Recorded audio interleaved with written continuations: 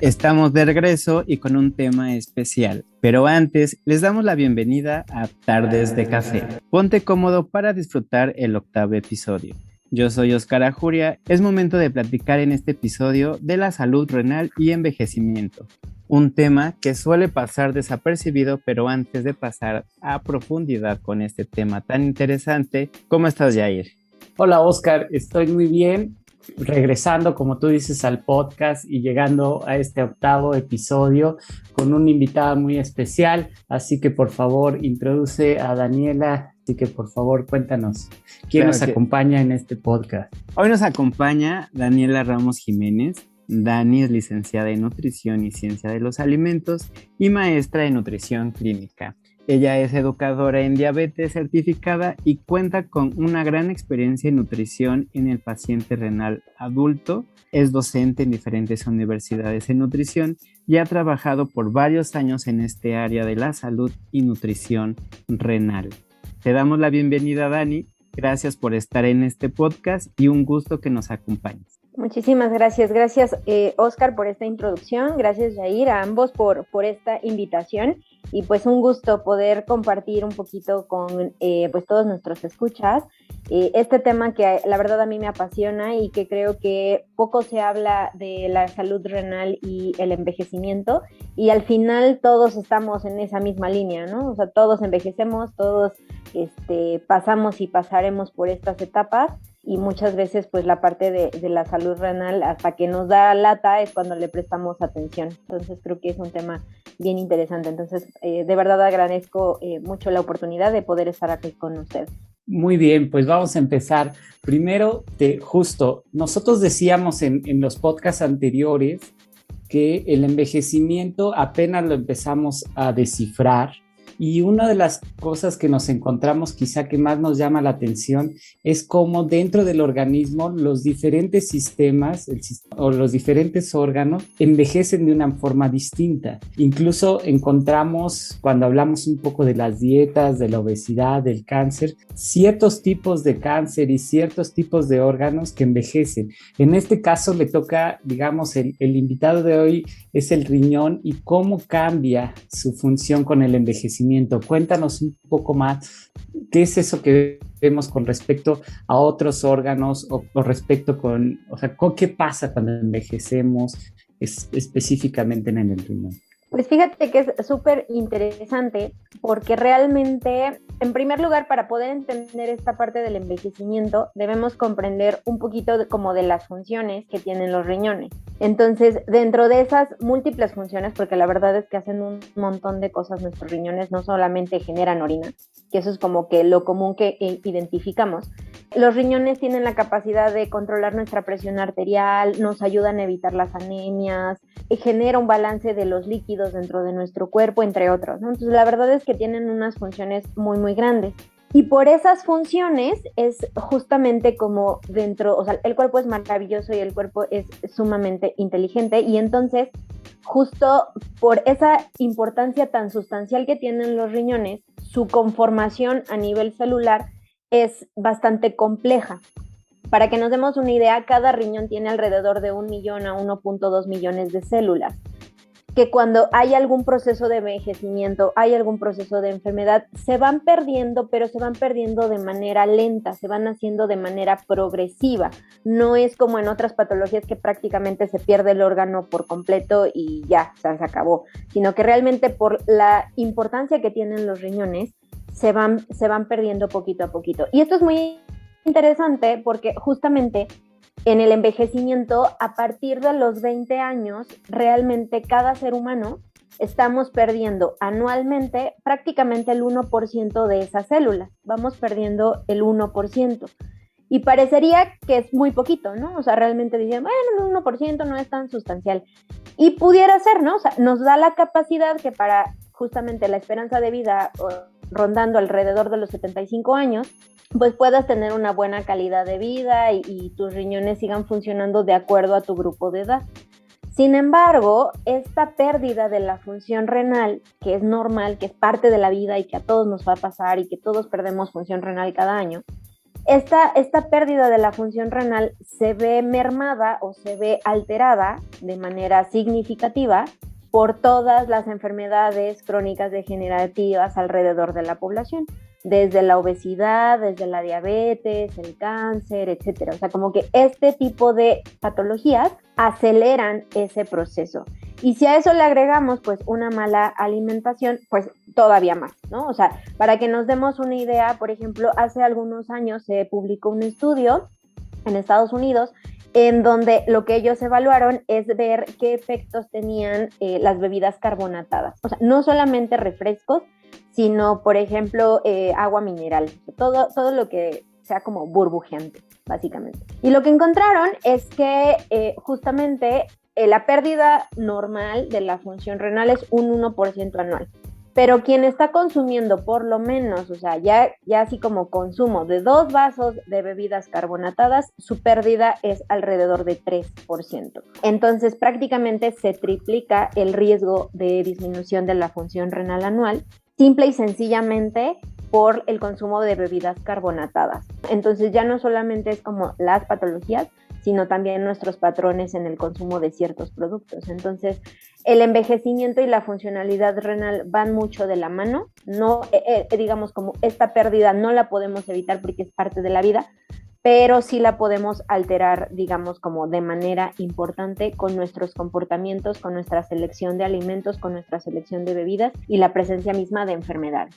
Wow, esos datos son geniales y justo estaba pensando que entonces podríamos entender este fenómeno de envejecimiento en el riñón cuando nosotros, tú dices, a través de la dieta y sobre todo de estas dietas de refrescos tal cual, aceleramos el proceso de envejecimiento en el riñón. Y hay otra forma como para reducirla, o sea, directamente, ya que dijiste un ejemplo tan claro, hay algo que se recomiende justo también para revertirlo, porque lo veíamos en las dietas mediterráneas y la de Okinawa, justo de regresar a ciertos alimentos altos en fibra y a una reducción, etcétera, del general de la cantidad proteica para inducir esta restricción calórica, parece que revertía. En el caso del riñón, ¿hay algo que podríamos ver como un efecto en contra de este envejecimiento acelerado? Pues fíjate que es muy interesante porque justo para, digamos, como para poder comprender esa parte, sí, por supuesto, hay muchas cosas en la dieta, en nuestros estilos de vida que podemos modificar para darle una ayuda a los riñones, pero debe quedar una parte muy clara. Una vez que se da la enfermedad renal, no hay marcha atrás, ¿no? O sea, la realidad es esa. Nuestros riñones no son como el hígado que se puede regenerar y que puede, pues, mejorar su función per se. En el caso del riñón, no. Entonces, prácticamente, una vez que nuestras nefronas, que justo es la unidad funcional de nuestros riñones, pues prácticamente dejaron de funcionar, no hay manera de recuperar esa célula. No hay forma. Pero, otra vez, el cuerpo es maravilloso y entonces, ¿qué sucede? Las nefronas restantes tratan de hacer el trabajo o la chamba que tiene justamente como que hacer para compensar las nefronas que ya no funcionan, ¿no? Entonces, eso nos da la oportunidad de pues seguir funcionando, de que nuestro cuerpo siga teniendo una estabilidad adecuada o una salud dentro de lo que cabe correcta. Pero esa parte debe quedar clara, o sea, una vez que empieza digamos, como el proceso de enfermedad renal, no hay marcha atrás, o sea, ese es un punto importante que debemos de considerar. Y entonces, nuestro trabajo, digamos, es justo cuidar al resto de las nefronas que se quedaron y que están tratando de hacer su mejor esfuerzo para mantenernos saludables. Y entonces, ¿cómo puedo cuidar justamente a esas nefronas que se quedaron haciendo el trabajo, que pueden ser, no sé, 800,000 células, ¿no? 700,000 células, 600,000 células, no importa, tenemos que cuidar ese restante, ¿no? O esas células que nos están tratando de mantener saludables. ¿Y de qué manera lo podemos hacer?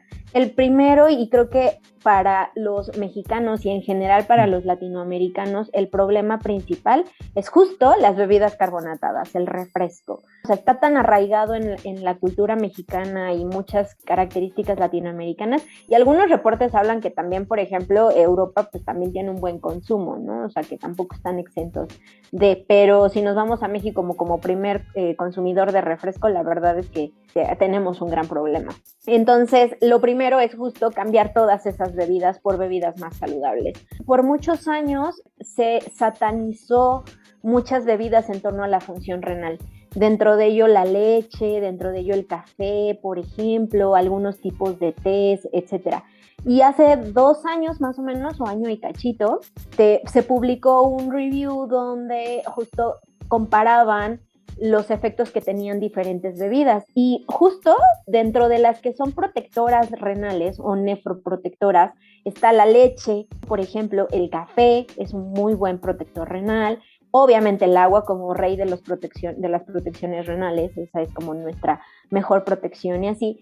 Algunos tipos de té, no todos, porque obviamente hay algunos que por sus compuestos pueden ser inclusive nefrotóxicos o dañinos para nuestros riñones, entonces habrá que tener como mucho cuidado qué tipo de té, sobre todo pensando que 8 de cada 10 mexicanos, por ejemplo, ha utilizado algún tipo de terapia alternativa, que van a los mercados y ocupan buscan cierto tipo de hierbas o plantas porque con eso protegen al riñón. Y la realidad es que justo muchos de las que venden de este tipo pues son más nefrotóxicas que nefroprotectoras. Entonces habrá que tener cuidado. Nuestra mejor protección, por ejemplo, en este caso son las bebidas, ¿no? O sea, cómo nos estamos hidratando. Hace como 4 años en el Instituto Mexicano del Seguro Social, pues como en convenio con El Salvador Subirán, varios nefrólogos hicieron un análisis de trabajadores del campo en diferentes partes de la región centro y sur de América, como tal. Incluyó México, si no mal recuerdo, Guatemala, El Salvador, Honduras. Y lo que ellos identificaron es que de qué manera se estaban hidratando justamente como estos trabajadores del campo y su relación con enfermedad renal, porque entonces lo que ellos encontraron era una tasa muy alta de población que ya tenía nefropatía. Y la llamaron una nefropatía mesoamericana. ¿Por qué? Porque encontraron una tasa muy alta de nefropatía y la causa que ellos asociaron como principal causa justo es que se iban a trabajar y obviamente trabajar bajo el sol y muchas horas sin comer y cuestiones así, obviamente hay deshidratación, hay varias como alteraciones a nivel fisiológico. Y lo que ellos dijeron, a las conclusiones a las que ellos llegaron es que justo la manera en la que se están hidratando, pues no es con agua, sino es justamente con algunas bebidas carbonatadas, como es el refresco, o pulque, por ejemplo, o algunas bebidas fermentadas como típicas de cada país. Pero lo que vieron es eso, ¿no? O sea, como realmente la nefropatía asociada al consumo de este tipo de bebidas. Entonces, lo cual nos habla y que si lo asociamos, por ejemplo, a una persona que es chofer, por ejemplo, de alguna ruta, que también pasan muchas horas sin poder comer y se están hidratando con su refresco en lugar de con agua, evidentemente es población de riesgo para nefropatía. Entonces, una de las mejores recomendaciones que podríamos hacer es el consumo adecuado para una hidratación correcta. En este caso, el agua, por ejemplo, ¿no? O sea, volver a lo básico, básicamente, te valga la redundancia, pero sí la hidratación correcta a través del agua es nuestra mejor protección. Y claro, Dani, bien interesante el tema, que precisamente nos olvidamos del agua, incluso que el agua pues, no es indispensable porque, no sé, preferimos la coca. Uh-huh. Que la coca es más barata que el agua, pero no sé, a veces hay ciertas como mitos y realidades sobre esta cuestión. Que el paciente te dice, no, es que si tomo agua me oxido. O sea, literal me han tocado pacientes que literal te dicen eso y es como, no, por favor.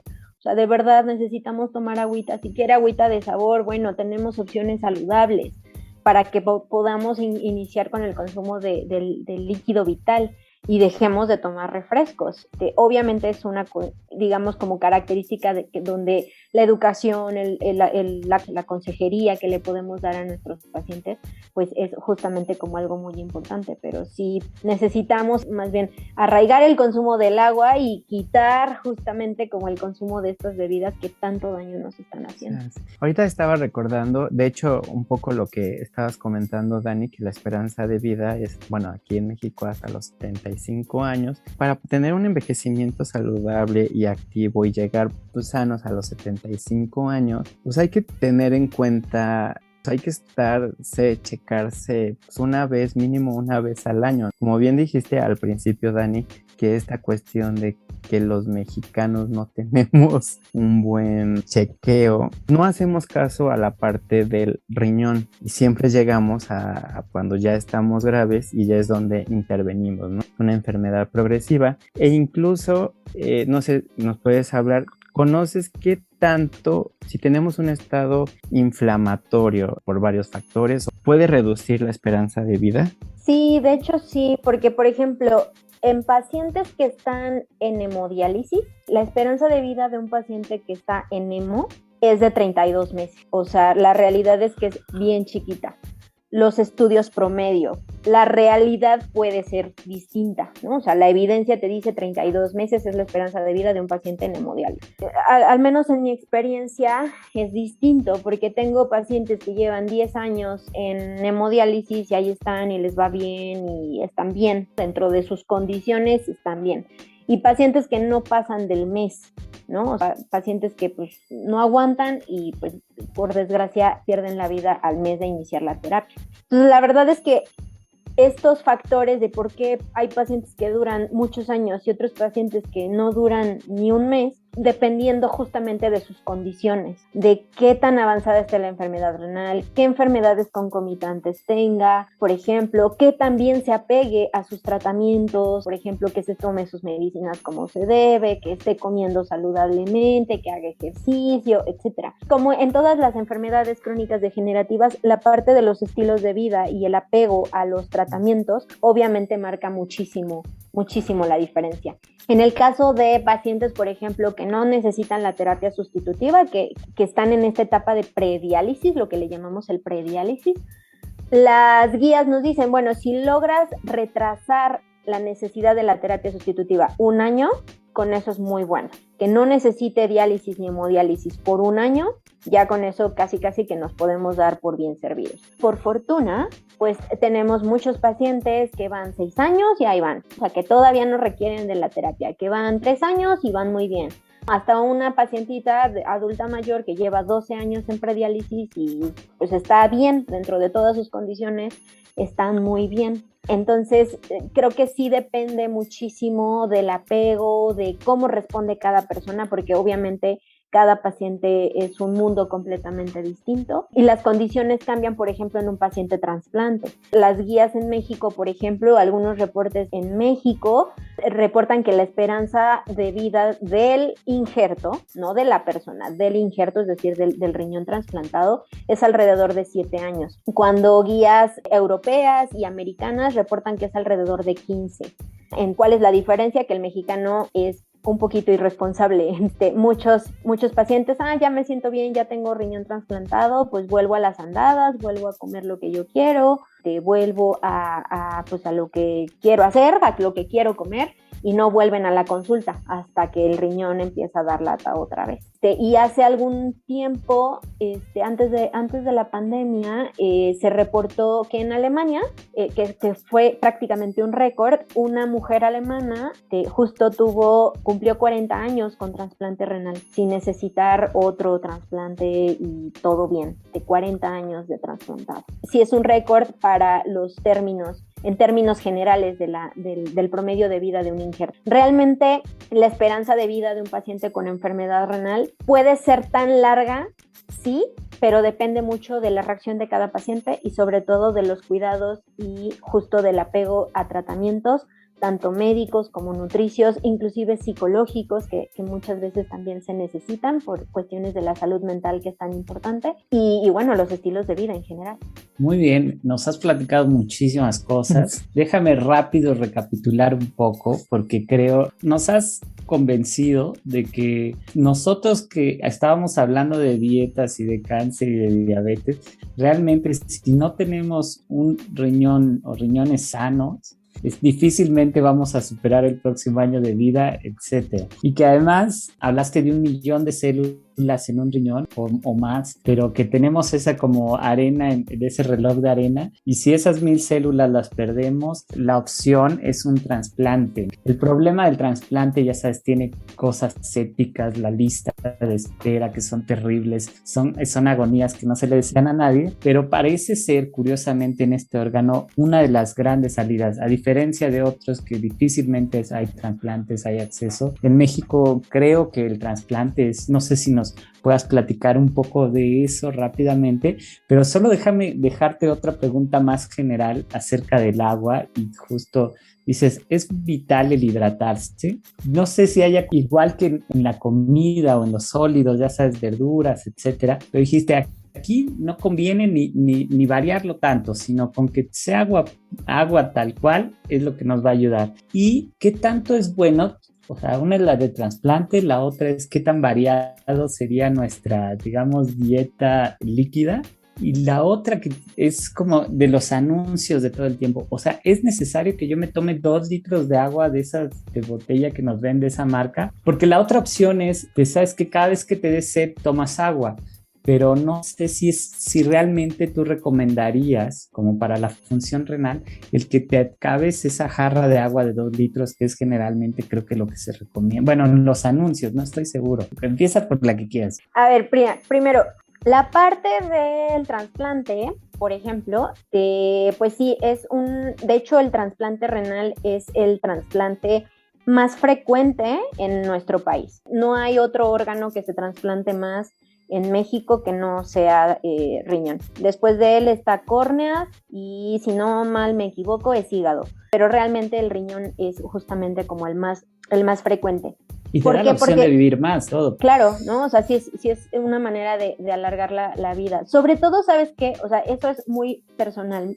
Yo lo creo que es una excelente opción, sobre todo cuando tenemos pacientitos que tienen nefropatía muy jóvenes. Cada vez he tenido en consulta pacientes cada vez mucho más jóvenes, o sea, rondando entre los 25 y 28 años. Obviamente son pacientes que tienen una esperanza de vida o que deben tener una esperanza de vida mayor, y bueno, en su caso, evidentemente la opción del trasplante renal pues es completamente viable. Al final del día es una excelente opción para mejorar la calidad de vida, alargar la vida, pero que además sea justamente de calidad. Y bueno, en realidad en México existen 2 tipos de trasplante renal, lo que le denominan trasplante cadavérico y el trasplante de donador vivo, relacionado o no relacionado, que ese también es una diferencia importante. Curiosamente y por fortuna, el más común es justamente el de donador vivo, relacionado o no relacionado. Esto quiere decir que, por ejemplo, es la mamá que le dona al hijo, luego el papá que le dona al hijo, o el tío, o alguien cercano, familiar, que son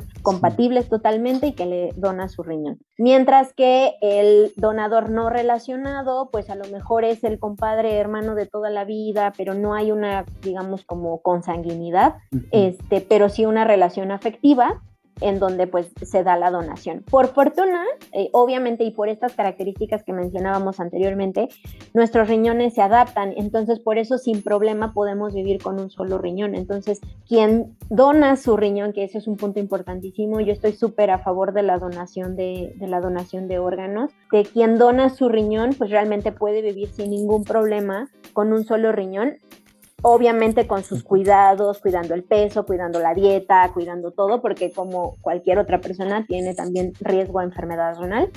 Y evidentemente quien recibe los riñones o quien recibe el riñón, el receptor, pues también tiene que cuidarse, ¿no? O sea, no porque tenga un riñón nuevo significa que pues ya puede hacer de la vida como lo hacía anteriormente. Entonces, ese creo que es un punto muy, muy importante. Pero pues sí, la realidad es que por estas condiciones, justamente es que el riñón es uno de los órganos que más se donan en nuestro país.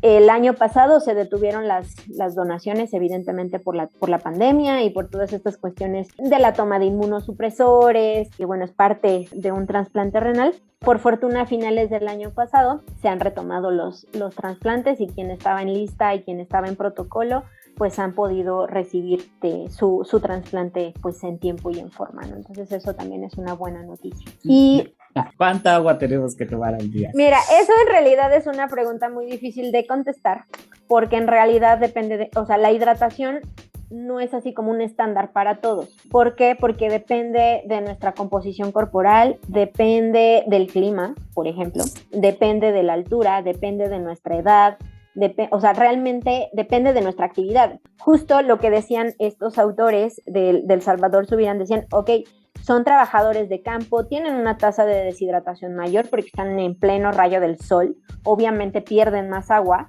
y si lo comparamos con una persona que está trabajando en casa o que trabaja en oficina, que pues prácticamente no está en una temperatura tan extrema, evidentemente su necesidad de agua va a ser menor.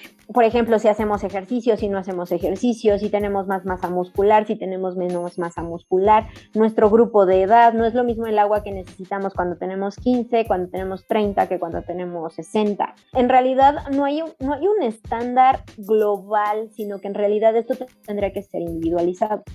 Para hacerlo más sencillo, justamente como que el estándar quedó en 2 litros. Sin embargo, consideremos que además no solamente recibimos agua de líquido, sino que también recibimos agua de las frutas, de las comidas, por ejemplo en México que estamos como muy acostumbrados, ahorita que está lloviendo aquí, por ejemplo, que al caldito, que al atolito, que el tecito, ¿no? O sea, como que todos esos tipos de alimentos que te aportan agua. No solamente nos hidratamos meramente o exclusivamente por el agua, sino también recibimos agua a través de los alimentos. Entonces, de todo lo que consumimos, hacemos, influye como en nuestra necesidad hídrica. Entonces, la idea es, ¿tomo agua cuando me da sed o antes de que me dé sed? Pues mira, ahí sí la recomendación es justo aprender a leer a tu cuerpo y hacerle caso que tienes sed y tomar agua en ese momento, pero realmente tomar agua, porque muchas veces, por ejemplo, la hidratación, ay, sí tengo sed, un refresco bien frío, porque está bien caluroso el asunto del clima y entonces justo se te antoja un refresco así, casi congelado. Ahí no te estás hidratando, o sea, el refresco si bien puede tener un poco de agua, pero tiene un montón de azúcar que te va a provocar más sed, entonces no hay un proceso de hidratación. En sí responder ante estas necesidades hídricas, fíjate que en los adultos mayores ese es un gran problema, porque justo se pierde esa señalización de sed. Entonces, en nuestros adultos mayores necesitamos estar como muy pendientes de que realmente se estén hidratando y no nada más con base en una sensación de sed, porque la realidad es que la mayor parte de nuestros abuelitos, la mayor parte de nuestros adultos mayores viven deshidratados porque ya no tienen esa sensación de sed. O sea, ese marcaje, esa sensación se pierde con la edad. El riesgo de deshidratación es mucho mayor en los adultos mayores. No solamente con base en la sensación de sed es cuando necesitamos hidratarnos, sino que realmente sí llegar a tratar de tener como un estándar de hidratación, que puede ser 1,5 litros, pero si soy muy chiquita, por ejemplo, yo soy chaparrita, entonces a lo mejor yo no necesito tanto que una persona de 1,80. En realidad sí depende como de muchas variables, pero en los adultos mayores no necesariamente llegar a esa sensación de sed, que a lo mejor ni siquiera tenemos, para empezar a hidratar. Me parece fantástico y de hecho te iba a decir otra cosa, el problema es estas bebidas rehidratantes que también hacen mucho anuncio para el deporte, te dicen es que rehidrátate antes de que te dé sed y muchas de ellas han sufrido también que es alto el contenido en sodio, entonces se usa más para la cruda que para el deporte y es creo que más, no sé si el daño se agrava justo porque es un guión, o sea que también, ¿no?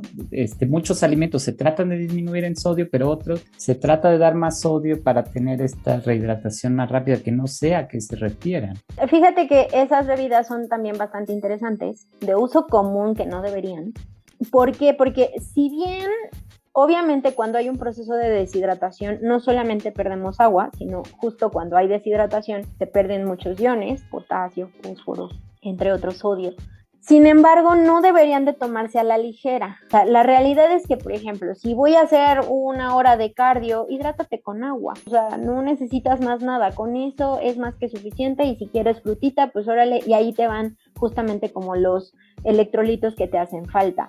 Ese tipo de bebidas rehidratantes pues son justo para pérdidas de líquidos severas. Por ejemplo, vas a echarte un maratón a nivel del mar y así, ok, entiendo que vas a tener una pérdida de líquidos importante, estás haciendo muchísimo, pero así, de verdad que casi somos profesionales de algún deporte y estás entrenando muy fuerte, ok, entiendo en ese momento puedas llegar a necesitar alguna bebida rehidratante. Sin embargo, los simples mortales como nosotros que hacemos ejercicio regularmente, pero pues obviamente no es así como que estoy entrenando para las Olimpiadas, pues evidentemente no necesitas rehidratarte pues con una bomba de electrolitos, sino simple y sencillamente con agua. Con eso es más que suficiente para que lo puedas hacer, para que todo tu sistema esté funcionando perfectamente.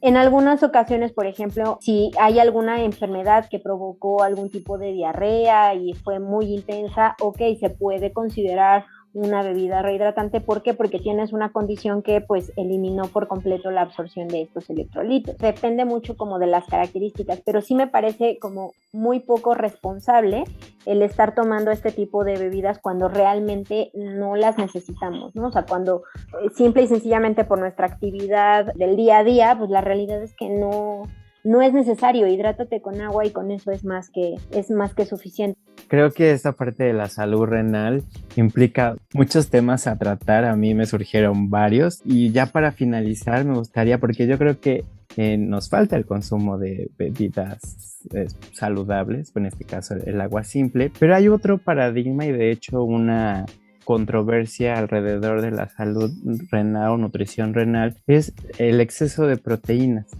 Hay una relación, o sea, visto o han dicho que el consumo alto de proteína puede haber una disfunción en el riñón, que incluso hasta han marcado que las proteínas de origen animal tienen un efecto y las del origen vegetal tienen otro efecto. Pues mira, hay mucha evidencia.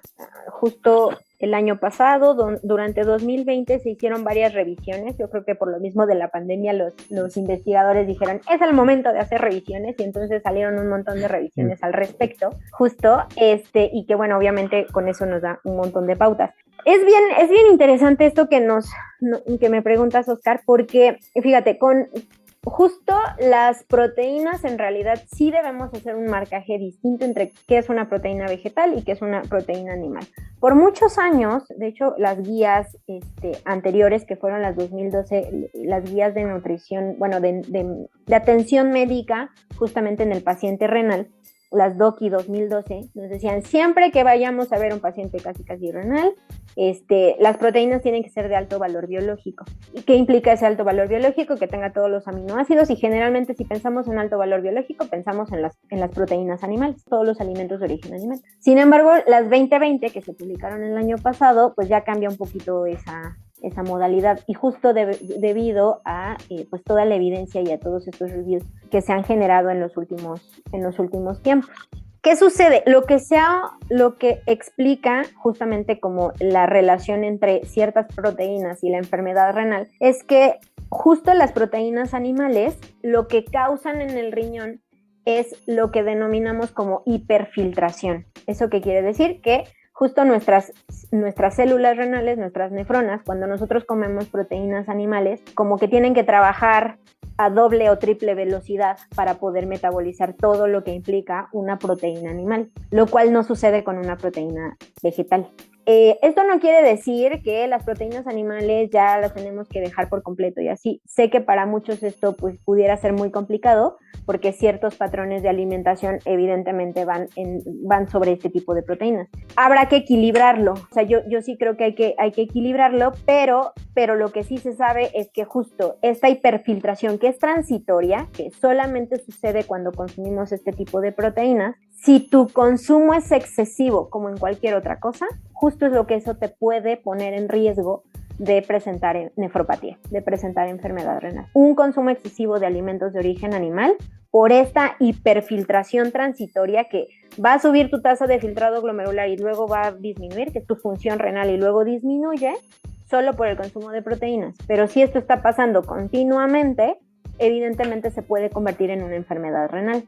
Si eso lo pensamos o lo trasladamos a un adulto mayor que sabemos que de por sí va a perder función renal, si eso lo trasladamos a una persona que tiene diabetes, que sabemos que la principal causa de nefropatía en nuestro país es diabetes, ¿no? Si es una persona que vive con hipertensión y le damos así como, por ejemplo, una dieta cargadísima en alimentos de origen animal, evidentemente, y por esas características que ya nos explica la evidencia, pues estamos poniendo en riesgo justamente la salud renal de esa persona. O sea, puede tener beneficios justamente en otro sentido, una dieta rica en alimentos de origen animal y grasas, ¿no? Lo que es la famosa dieta cetogénica, metabólicamente puede tener algún beneficio, pero específicamente a nivel renal, pues sí puede ser justamente como un problema bastante importante, no a corto plazo, pero sí a largo plazo, que ese es otro punto importante con la salud renal. O sea, la realidad es que nuestro riñón es tan importante y tan adaptativo que justo como que para que se pueda dar la enfermedad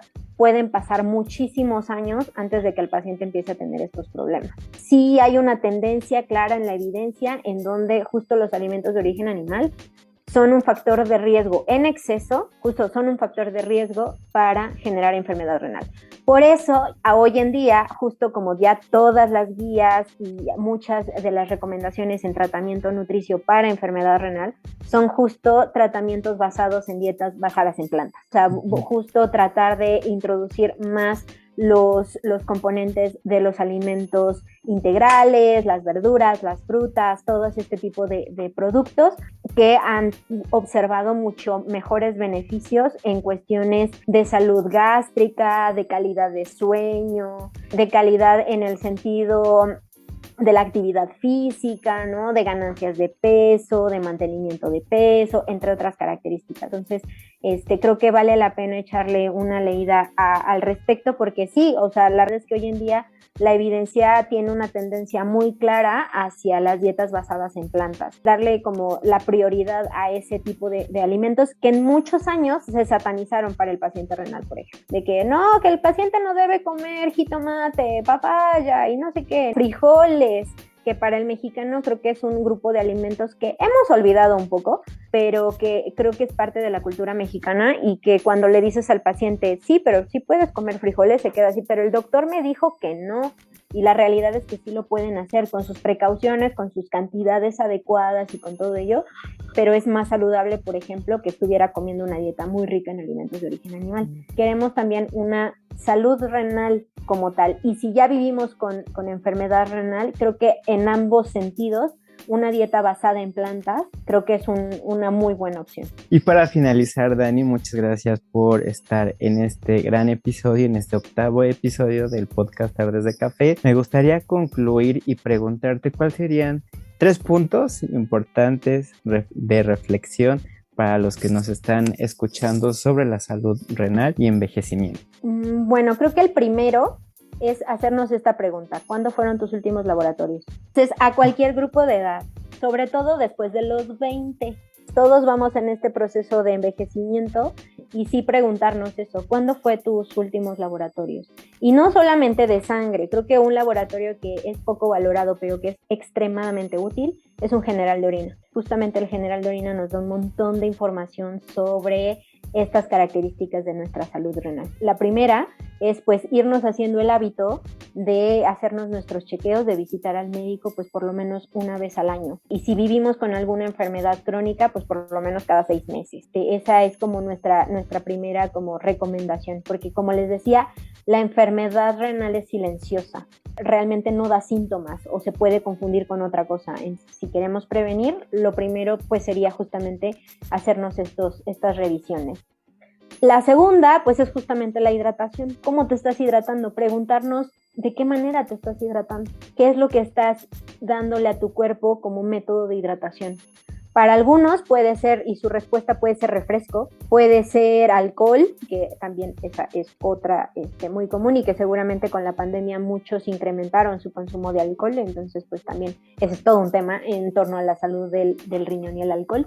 O es agua, o si es agua, pero si es agua de, no sé, como de estos polvos para diluir y hacer aguas de sabores, o es agua simple, o tiene azúcar, ¿no? O sea, qué calidad de líquidos le estás dando a tu cuerpo. Y finalmente, obviamente, tu alimentación. O sea, cómo está tu alimentación. Si ves más etiquetas que cáscaras, pues habría que hacer una buena reflexión al respecto para que la tendencia sea al revés, que sean más cascaritas y menos etiquetas lo que veamos en nuestra alimentación. Creo que eso es un punto muy importante. Sobre todo, y con base en lo que mencionábamos hace un momento, tratar de moderar nuestro consumo de alimentos de origen animal. O sea, a lo mejor no quitarlos por completo porque sabemos que a muchos nos gusta y sabemos que son alimentos que además también aportan otras cosas, que también pueden ser muy valiosas, pero sí moderarlo, ¿no? O sea, tratar de moderarlo no solamente justo como por la salud del cuerpo, sino también por la salud del planeta. Entonces creo que ese es un punto bien, bien importante. No satanizar alimentos, creo que también ese es un aspecto muy importante. O sea, no quiero decir, no, todo vegetales y la carne es lo peor, no, por supuesto que no. No satanizar alimentos, pero hacer nuestras elecciones basados en información. No por una tendencia, no porque algo se está poniendo de moda y así, y no hacerlo como a lo loco, dirían por ahí, sino realmente haciéndolo con base en una orientación, con la guía adecuada, para que obviamente eso tenga beneficios a la salud en general. Muy bien, pues yo me quedaría con cuida tus nefronas ya. Muchas gracias, Daniela, espero que nos vuelvas a acompañar en otro episodio de Tardes de Café. Y Dani, ¿en dónde te podemos seguir? ¿En redes sociales o algún correo que nos quieras dejar? Claro que sí, me pueden escribir a drnutrición@live.com y en Facebook me pueden buscar como DR Nutrición, ¿no? Entonces agradezco muchísimo la invitación, estar con ustedes y platicar un ratito de este tema que la verdad es que me apasiona en sobremanera. Nos vemos en el siguiente episodio del podcast Tardes de Café para seguir descubriendo sobre el cómo podemos tener un envejecimiento saludable. Recuerda seguirnos en nuestras redes sociales y si te gustó, comparte.